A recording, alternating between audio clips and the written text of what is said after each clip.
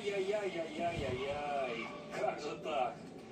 Критору из Румынии. Да, ну так прям вы... Борется, борется. Нет. Не переживайте, дорогие зрители. Фото. И дали возможность выступить молодым девчонкам, которые...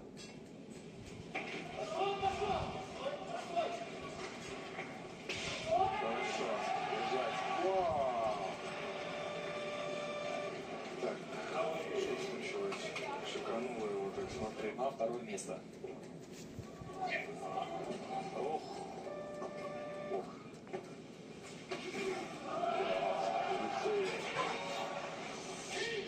Нет. Шикануло. Так. Чуть-чуть продышь. Очень тяжело встает. Ай-яй-яй, то же самое.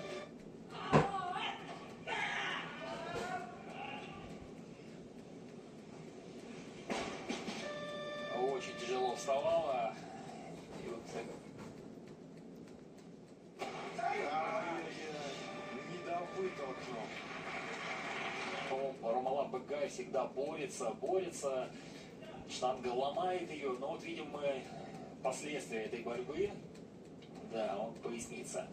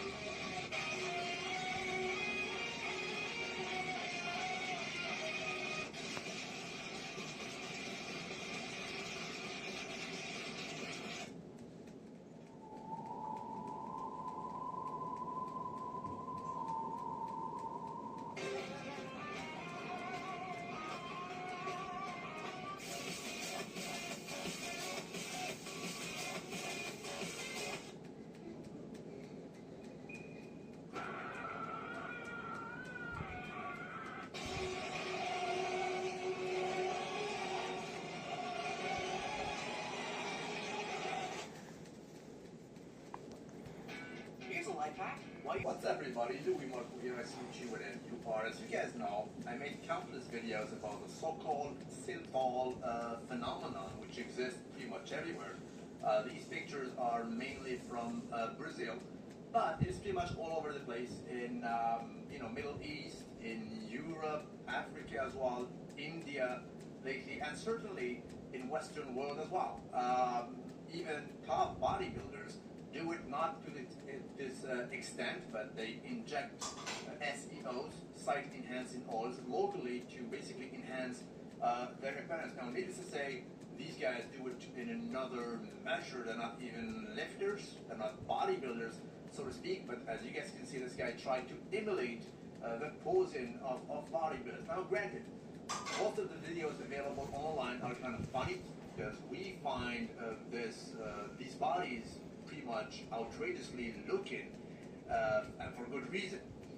But one cannot help but ask the question that begs itself: why do these guys put themselves through this? In a sense, I mean, injecting literally foreign substances, toxic for that matter, in their body to try to look a certain way. And at the end of the day, the result is absolutely not aesthetically pleasing. It is just outrageous. Most of us find it funny, as I said, and again, for a good reason.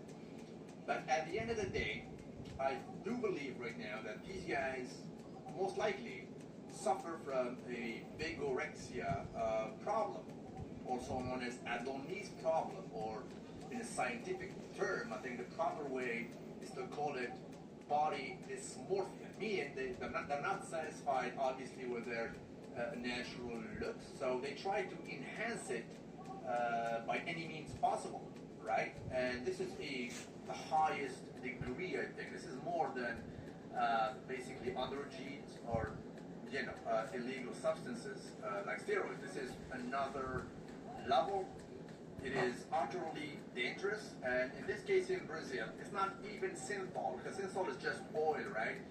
This is, as far as I know, it's called hydrogel. Hydrogel. Official, Walt Disney World has been self-governing for decades, but now it will be overseen by a board appointed by Governor DeSantis. Tonight, some say this move is just another signal of the governor's presidential ambitions. Local 10's Glenna Milberg is live with it all for us. Glenna.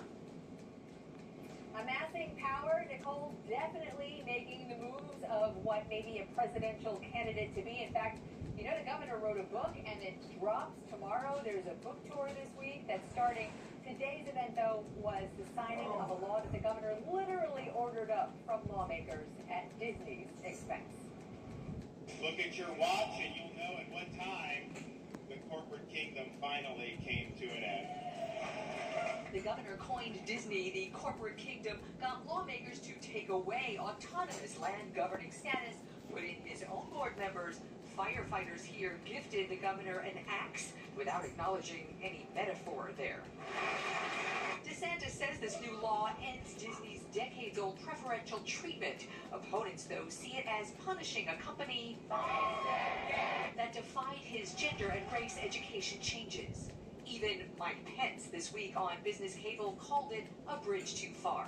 That was beyond the scope of what I, as a conservative, limited government Republican, would be prepared to do. Today's event included a staged public shaming of the Disney tourism giant. The Disney content was changing by including and promoting more and more immorality. The scripts. It may have started. The Department of Energy says it has data that supports a theory that the COVID outbreak began with a laboratory leak in Wuhan, China, but it's more complicated than that headline makes it seem right now. So the data shows the lab leak theory is plausible, but it's more complicated. But two sources familiar with the U.S. government's COVID-19 origins investigation affirm the Department of Energy has low confidence in that finding. We don't know whether that's because of weak data or a limited amount of information. This new reporting is classified. While there's no consensus among U.S. intelligence officials about how the pandemic started, the FBI and now the Energy Department have both found an accidental lab leak increasingly plausible. The uncertainty is in large part because Beijing has not been cooperating. The U.S. ambassador says China would even change if the two countries want stronger ties. We're going to do something to strengthen the World Health Organization. We're going to have to push China to be more active in it and to, of course, be more honest about what happened 3 years ago in Wuhan with the origin of the